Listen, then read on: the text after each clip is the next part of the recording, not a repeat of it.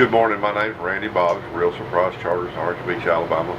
John asked me to talk to you guys about the best fishing trips I've ever been on in my life.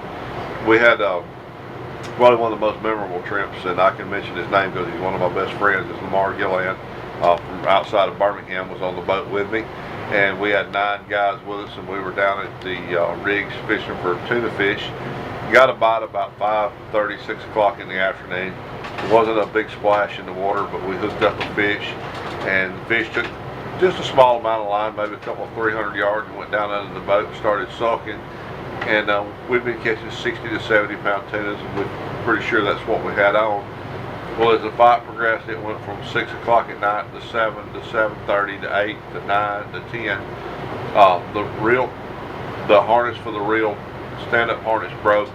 We had to change out the stand-up harness, put new hooks on the stand-up harness to keep the reel attached. Then later in the afternoon, the pin broke in the gimbal. We had to replace the pin. Then one of the gentlemen got really excited and broke the handle off the reel. So while we're still hanging onto the fish, instead of reeling, he was trying to push sideways. So I had to take another reel, rob the handle off it because we didn't have a spare for that international on the boat. Replace the handle while the fish is still on. So the battle raged on from, I think it started about a little bit before 6 till midnight. We had shut the boat down and actually were fighting the fish from a drifting boat. So 5 o'clock, 6 o'clock, 7 o'clock, 8 o'clock, 9 o'clock, 10 o'clock, 11 o'clock, 12 o'clock. About 1 in the morning when the fish came to the surface and made a couple of swings around the boat, just swam up and around and went back to about the same depth. Well, over the next hour we'd pull him up 2 feet and he'd go back 18 inches. So we were gaining 6 to 10 inches of line at a time. And we'd got the fish to where that we were just with a spotlight stuck under the water where you could see, we were starting to see a silver blue color on the fish.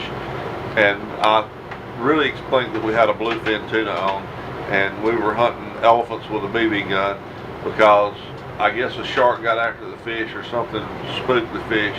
And when the fish turned to leave, we had him on a 50 wide 2-speed that had 850 yards of 60 on it, and in less than a minute he completely dumped the reel, and we ended up in a tug of war for the rod and reel, and finally the knot broke and the fish gained his freedom.